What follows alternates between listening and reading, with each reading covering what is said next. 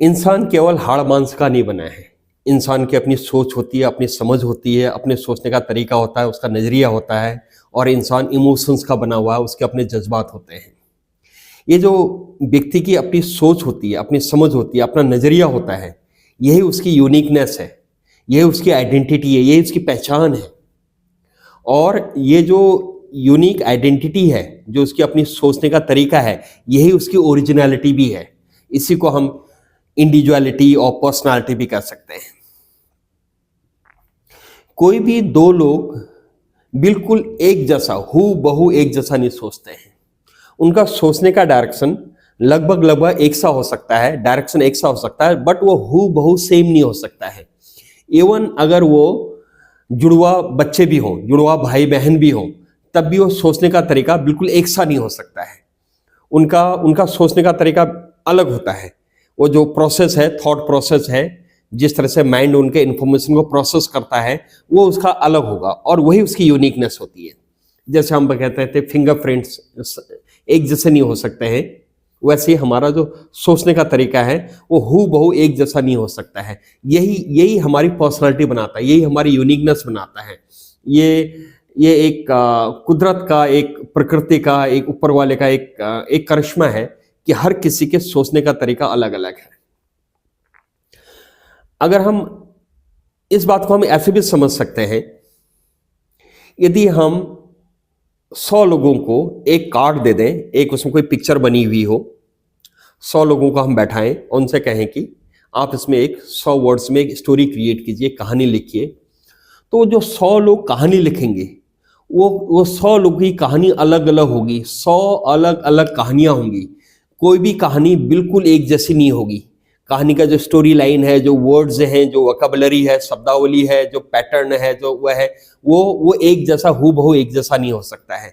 कहानियों में एक तरह की सिमिलैरिटी हो सकती है, उनका कहानी का डायरेक्शन एक तरफ को हो सकता है कुछ लोगों का, बट हू बहू सेम कहानी नहीं हो सकती है। या इसको हम ऐसा कहें कि एक कोई सिचुएशन दे दें, हम सिचुएशन दे दें और उस सिचुएशन पे कहें कि आप इसको 2 लाइन में रिएक्ट कीजिए इस सिचुएशन में, तो सबका 100 लोगों का रिएक्शन अलग अलग तरह का होगा। कोई भी रिएक्शन ऐसा नहीं होगा कि 2 लोगों का हू बहू सेम रिएक्शन हो। उनका जो सेंटेंसेस का फॉर्मेशन है, वर्ड्स का फॉर्मेशन है, वो एक जैसा ना हो। इवन अगर हम किसी को एक शब्द दें और उनसे कहेंगे शब्द पे एक वाक्य लिखिए, हम एक कॉमन वर्ड दे दें माँ या भाई या बहन या दोस्त, एक कॉमन वर्ड दे दें और 100 लोगों से कहें कि आप इस पे एक वाक्य बनाइए, तो उनका वाक्य भी अलग अलग होगा। हू बहू सेम वाक्य नहीं हो सकता है। ये इस बात को बताता है कि जो 100 लोग हैं उन सब के अपने अपने सोचने के तरीके हैं, उन सब का अपना नजरिया है, उनकी सबकी अपनी सोच है। जो सोच उनकी अपनी अलग अलग सोच है, वही उसमें रिफ्लेक्ट हो रहा है स्टोरी के माध्यम से, वो सिचुएशन रिएक्शन के माध्यम से, या फिर वो शब्द का जो एक सेंटेंस बनाया उसके माध्यम से। तो ये इस बात को इंडिकेट करता है कि 2 लोगों का सोचने का तरीका कभी भी एक जैसा नहीं हो सकता है, हू बहू एक जैसा नहीं हो सकता है। 2 लोग हैं तो 2 सोच है, 2 अलग अलग व्यक्ति हैं, और जो अलग अलग व्यक्ति है, अलग अलग सोच है, यही उन 2 लोगों की अलग अलग यूनिकनेस है, अलग अलग आइडेंटिटी है। और ये जो यूनिकनेस है, 2 लोगों का अलग अलग सोचने का जो तरीका है, इसी को हम कहते हैं इंटरपर्सनल डिफरेंसेस। 2 लोग अलग सोच रहे हैं, उनका नजरिया अलग है। अगर वो जुड़वा बच्चे भी हैं, जुड़वा भाई बहन भी हैं, तब भी वो अलग है। 2 पक्के दोस्त हैं, उनका भी सोचने का तरीका अलग है। उनका जो प्रोसेस, जो माइंड प्रोसेस कर रहा है, वो बिल्कुल अलग है। इसी को हम इंटरपर्सनल डिफरेंसेस कहते हैं।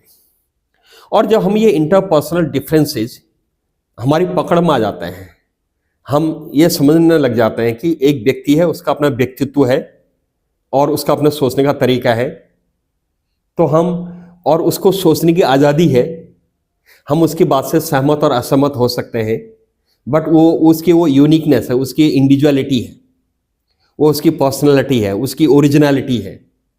तो हम उसको उस जो डिफरेंसेज हैं, जो अलग अलग जो सोच है, उसको फिर हम एक्सेप्ट कर लेते हैं। यहाँ पर से जब हम इंटरपर्सनल डिफरेंसेज, अलग अलग सोच को जहाँ एक्सेप्ट कर लेते हैं, स्वीकार करने लगते हैं, तो वहीं से उन रिश्तों में एक रेस्पेक्ट पैदा होता है। जब भी हम इंटरपर्सनल डिफरेंसेस को एक्सेप्ट करते हैं, तभी उसमें रेस्पेक्ट क्रिएट होती है। अगर हम एक्सेप्ट नहीं करेंगे तो फिर रेस्पेक्ट नहीं हो पाएगी। और जब हम ये एक्सेप्ट करने लग जाते हैं कि हाँ व्यक्ति वो एक इंडिविजुअल है, उस व्यक्ति की अपनी सोच है, अपनी समझ है और उसको अपनी बात कहने का हक है, अपनी वो हमारी बात से सहमत और असहमत हो सकता है और हम उसको हम स्वीकार करते हैं इस बात को और उसकी पर्सनैलिटी को, उसके थॉट प्रोसेस को हम उसके रेस्पेक्ट करते हैं, उसको एक्सेप्ट करते हैं, तो हमारी रेस्पेक्ट अपने आप बढ़ जाती है। जब हम ये इंटरपर्सनल डिफरेंसेस को एक्सेप्ट और रेस्पेक्ट करना शुरू कर देते हैं तो हमारे जितने भी रिलेशनशिप्स हैं उन रिलेशनशिप्स में जो भी कठिनाइयाँ आती हैं, जो भी दिक्कत आती है, जो भी डिस्टर्बेंसेस आते हैं, हम हमें उस डिस्टर्बेंसेस को, उन दिक्कतों को, उन रिश्तों की परेशानियों को हैंडल करना हमारे लिए आसान हो जाता है। अब हम ये समझने लग जाते हैं दूसरे का पर्सपेक्टिव।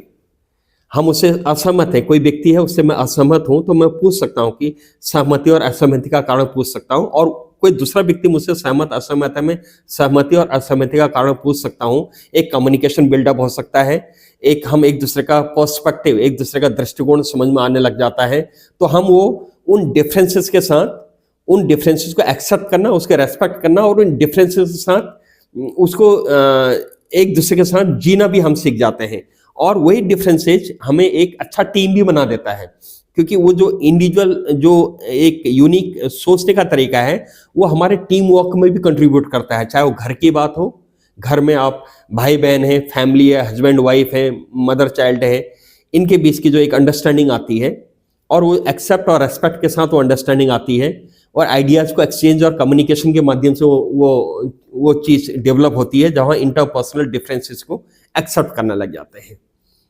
तो ये हमारे ये इमोशनल वेलबींग के लिए बहुत बढ़िया है और हमारे सोशल वेलबींग के लिए बहुत बढ़िया है।